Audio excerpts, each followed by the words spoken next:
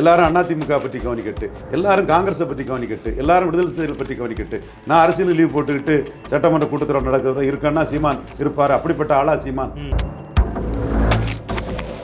விஜய் பல நிரூபிக்க போறாரா, கூட்டணி போக போறாரா, இல்ல சீமானையே நாளைக்கு சிஎம்மா ஏத்துக்கிட்டு களத்துக்குள்ள நிற்க போறாங்கிறதெல்லாம் விஜய் திணறினது சீமானுக்கு பெரிய வெற்றி. அப்ப விஜய் நாளைக்கு ஒரு சிஎம் கேண்டிடேட்டா சீமான் வந்தா அதுல கூட வேற ஆப்ஷன் இல்லைன்னா போகலாங்கிற எண்ண ஓட்டம் விஜய்க்கு வந்தாச்சு. அண்ணா யூனிவர்சிட்டி விவகாரம் போயிட்டு இருக்குது, சட்டமன்றம் பரபரப்பாக போயிட்டு இருக்குது. இந்த மாதிரியான ஒரு கால சூழலில் சீமான் அவர்கள் பெரியாரை பற்றி பேசுவதற்கான காரணம் ஒருவேளை இதையெல்லாம் திசை திருப்பதற்காகவா இல்லை ஒரு அரசியல் நோக்கத்துக்காக? கள்ளக்குறிச்சி கள்ளச்சாராய சாவும் ஆம்ஸ்டாங் மர்டரும் திமுக ஒன்றும் செய்யாது. பெரியார் விவகாரத்தில் சீமான் வெற்றி பெற்றாரா? திமுக இழந்த 7% ஓட்டுல 4.5% ஓட்டு சீமான் தான் எடுத்து 3.8 8.2 எடுத்துட்டாரு. 8.2 எடுத்தவர் கீழே போயிட்டாருங்கிறதுக்கு என்னையா ஆதாரம் இருக்கு? சீமான் வளர்ச்சிக்கு பாஜக செக்கா இருக்கு, பாஜக வளர்ச்சிக்கு சீமான் செக்கா இருக்காரு.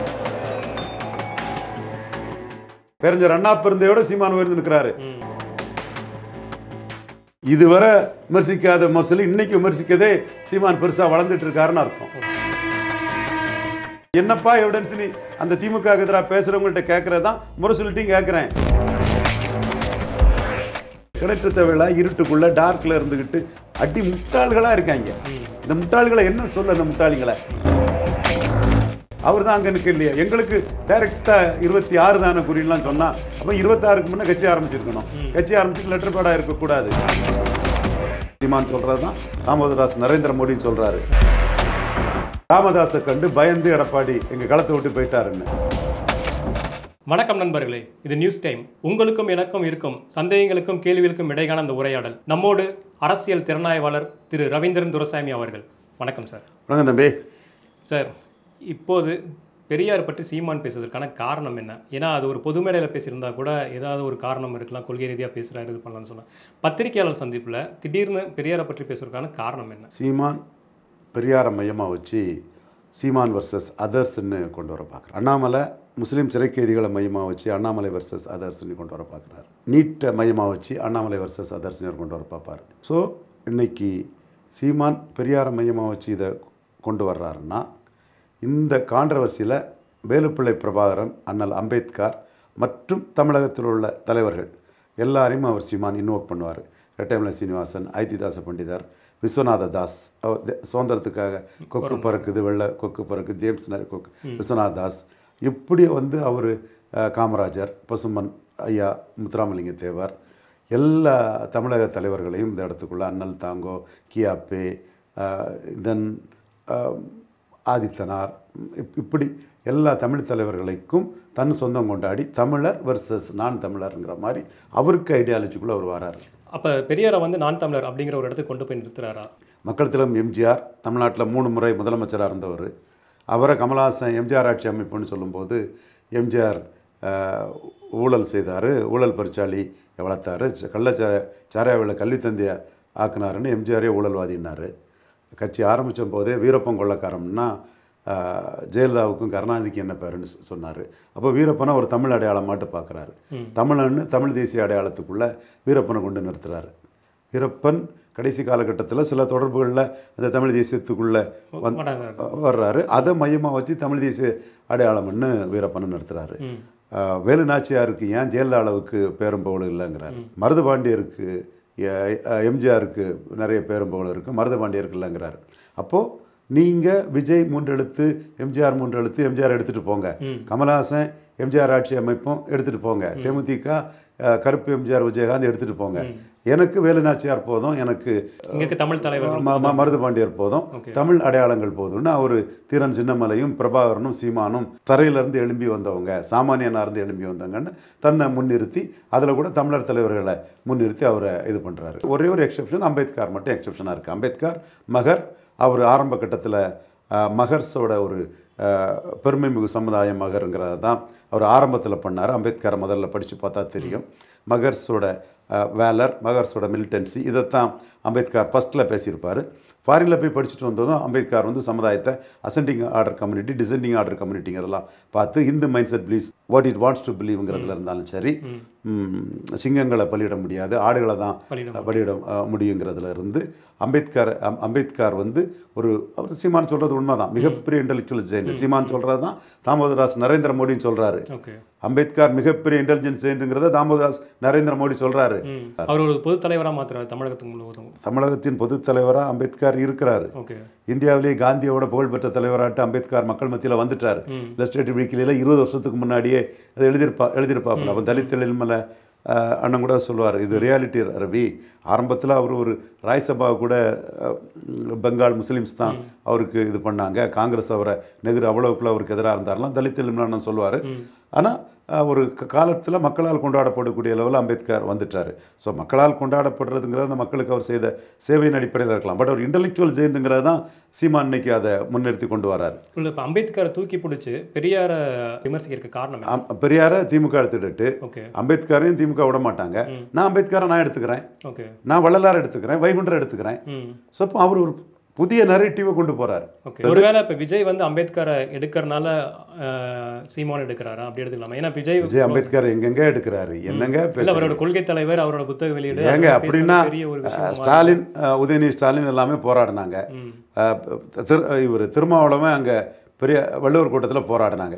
சும்மா ஒரு லெட்டர் பேடை வச்சுட்டு ஒருத்தர் இருக்கிறதுக்கு ஏங்க இப்படி இவ்வளோ தேவையில்லாத தினத்தந்தியில் கட்டிங்க, தினமலரில் கட்டிங்க? என்னைக்காவது ஒரு அரசியல் சக்தி நிரூபிச்சிருக்காரா? எங்கள் அண்ணன் ரஜினிகாந்த் மாதிரி தன்னொரு அரசியல் கட்சின்னு அவர் யார் அவரை கொண்டாடுறாங்க? பல நிரூபிட்டிங்க, அது பூரா அவரை பேசிக்கலாம். கொள்கை தலைவரை எடுத்திருக்காங்க. இது வரைக்கும் சீமான் பேசினதுக்கு ஒரு விமர்சனம் கூட வைக்காம இருக்காரு. அவர் வந்து தன்னோட அண்ணன் சீமானுக்கு எதிராக எதுவும் சொல்ல வேண்டாம்னு நினைக்கலாம். சீமானோட ப்ரூவ்டு ஓட்டர்ஸ் வந்து தன்னோட படத்தை பார்க்கக்கூடியவங்க, தன் மேலே பற்றத்தில் உள்ளவங்களாக இருப்பாங்கன்னு நினைக்கலாம். ஸோ பெரியார் விஷயத்துக்குள்ளே சீமானுக்கிட்ட ஒரு மோதல் போக்கு நமக்கு தேவையில்லை. இனிமேல் விஜய்க்கு எதிராக சீமான் ஒன்றும் பெரிய எதிர்வினை ஆற்ற மாட்டார்.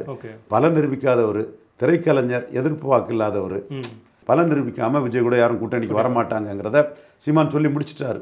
நான் சீமானுக்கு கருத்து தான் சரின்னு அதில் நான் நினைக்கிறேன். பலன் நிரூபிக்காத விஜய் கூட யாரும் கூட்டணி வரமாட்டாங்க. ஸோ விஜய் விஷயத்தில் வந்து சீமான் இப்போ தெளிவாக தான் இருக்கிறாரு. ஆரம்பத்தில் சீமான சிலர் மிஸ்கேட் பண்ணியிருக்கலாம். நான் மறுக்க வரல சீமான் அதில். அதுக்கு பிறகு பலன் நிரூபிக்கல விஜய்ங்கிறதான் ஃபேக்ட்டுங்கிறத சீமான் உணர்றாரு. பலன் நிரூபிக்கங்கிறது எப்படி ஏதோ ஒரு பலம் வரலாம், பலம் வந்த பிறகு தான் சக்தி. பலம் வராத வர அவர் தீபா ஜெயக்குமார், சசிகலா மாதிரி 0% விஜய் தான். நான் 0% விஜய்னா 26 அவர் ஓட்டு எடுக்க மாட்டாருன்னு சொல்லலை, 26 எடுக்கிறது தான் அவருக்கு ஓட்டு. எடுக்கிற வரைக்கும் 0 தான். இது சிலவங்களுக்கு புரியல. கிணற்று தேவையில்ல இருட்டுக்குள்ள டார்க்ல இருந்துகிட்டு அடி முட்டாள்களா இருக்காங்க. இந்த முட்டாள்களை என்ன சொல்ல, இந்த முட்டாளிகளை எப்பா 26 நிரூபிச்சாதான் அது விஜய்க்கு ஓட்டு. அதுவரை நான் சொல்லக்கூடிய 4 தான் நிரூபிப்பாருன்னு சொல்றதும் விஜய்க்கு இப்ப கிடையாது. நீங்க சொல்றது வந்து உயர்ந்து கூட வரலாம், கிளையெல்லாம் போலையும் போலாம், லாஜிக் கூட சொல்றேன். சோ விஜய் சென்ட்ரிக்கா இப்போ இதில் எதுவுமே சீமான் சைடு இல்லை.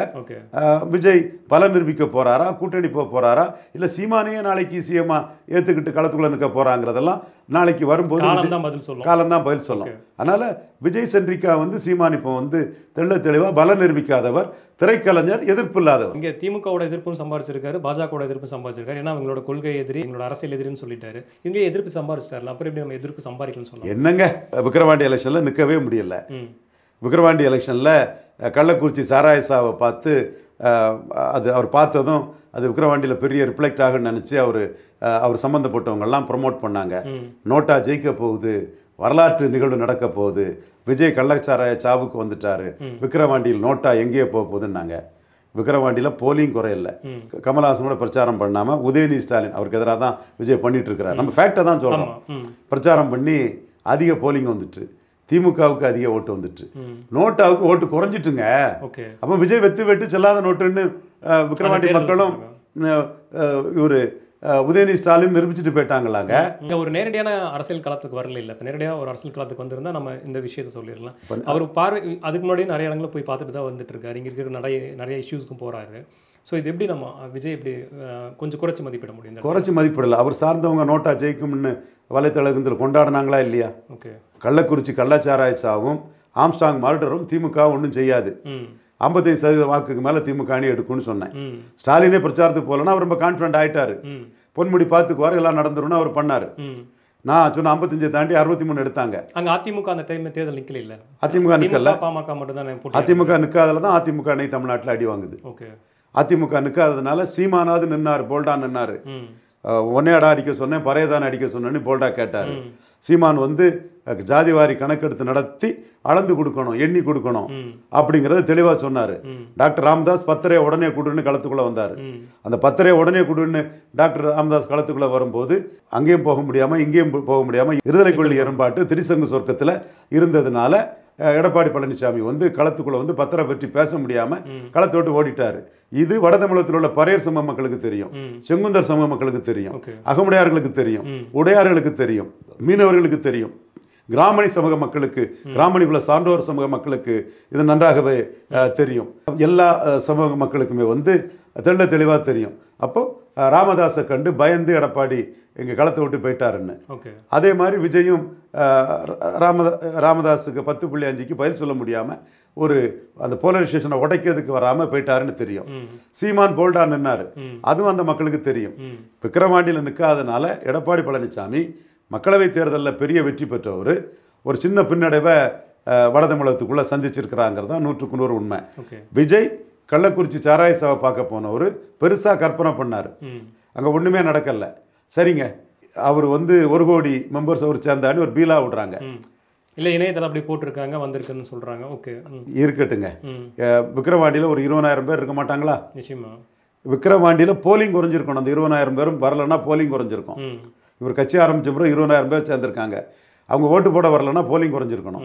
அல்லது இவர் புறக்கணிப்புங்கிறத மையமாக வச்சு நோட்டாவுக்காக ஓட்டை போட்டு நோட்டாவுக்கு ஓட்டை கூட்டியிருக்கணும். இப்போ விக்கிரவாண்டி அரசியலில் விஜய் வெத்து வேட்டு செல்லாத நோட்டுங்கிறது நிரூபிக்கப்பட்டிருக்கு. இதை யார் வேணாலும் நான் விவாதம் பண்ண தயாராக இருக்கிறேன். சும்மா நீங்கள் ஒன்றும் இல்லாமல் மோசடி செய்திகளை பேசிக்கிட்டு அவர் தான் அங்கே நிற்க இல்லையா, எங்களுக்கு டைரெக்டாக 26 தானே குறின்லாம் சொன்னால் அப்போ 26க்கு முன்னே கட்சி ஆரம்பிச்சிருக்கணும். கட்சி ஆரம்பிச்சுட்டு லெட்டர் பேடாக இருக்கக்கூடாது.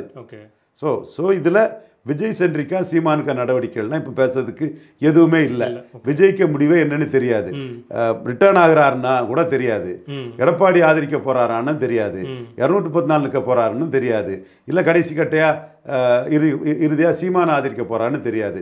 பெரியார் விஷயத்தில் பதில் சொல்லலைன்னா சீமானை ஆதரிக்கிற ஒரு ஆப்ஷனை கூட விஜய் வந்து க்ளோஸ் பண்ணாமல் வச்சிருக்கான்னு கூட நம்ம எடுத்துக்கலாம். ஓகே, ஏன்னா ஓராண்டு காலம் தான் இருக்குது, அதுக்குள்ளே ஏதோ ஒரு முடிவு எடுத்தால் தான் அடுத்து அவரோட கட்சி எப்படி நோக்கி போகுது அப்படிங்கிறது ஒரு தெளிவாகும். இப்போ இன்னொரு விஷயம் என்னென்னா, அண்ணா யூனிவர்சிட்டி விவகாரம் போயிட்டு இருக்குது, சட்டமன்றம் பரபரப்பாக போயிட்டு இருக்குது. இந்த மாதிரியான ஒரு கால சூழலில் சீமான் அவர்கள் பெரியாரை பற்றி பேசுவதற்கான காரணம் ஒருவேளை இதையெல்லாம் திசை திருப்பதற்காகவா இல்லை ஒரு அரசியல் நோக்கத்துக்காகவா? இதெல்லாம் அது திசை திருப்பிட்டு அவருக்கு வெற்றி தானே, அவருக்கு அரசியலை தானே பண்ணுவார். இல்லை, இது மக்களோட பிரச்சனைகள் இந்த நேரத்தில் போயிட்டு இருக்க நேரத்தில் இது ஏன் இந்த ஒரு அப்படிங்கிறத ஒரு கேள்வி. மக்களோட பிரச்சனைகள் போயிட்டு இருக்குங்க, நான் அரசியலில் ஒன்றுமே இல்லாமல் பேசாமல் இருக்குன்னு எந்த கட்சிங்க இருக்கும்? இல்லை, அது இல்லைங்க, சட்டமன்றத்தில் நிறைய விஷயங்கள் போயிருக்கு. இருக்கட்டுங்க, அவருக்கு எம்எல்ஏ இல்லை, சட்டமன்றத்தில் நிறைய விஷயம் போயிட்டு இருக்கு. எல்லாரும் பாஜக பற்றி கவனிக்கட்டு, எல்லாரும் அதிமுக பற்றி கவனிக்கட்டு, எல்லாரும் காங்கிரஸை பற்றி கவனிக்கட்டு, எல்லாரும் விடுதலை சிறுத்தைகள் பற்றி கவனிக்கட்டு. நான் அரசியல் லீவ் போட்டுக்கிட்டு சட்டமன்ற கூட்டத்தொடர் நடக்கிற இருக்கேன்னா சீமான் இருப்பார். அப்படிப்பட்ட ஆளா சீமான்?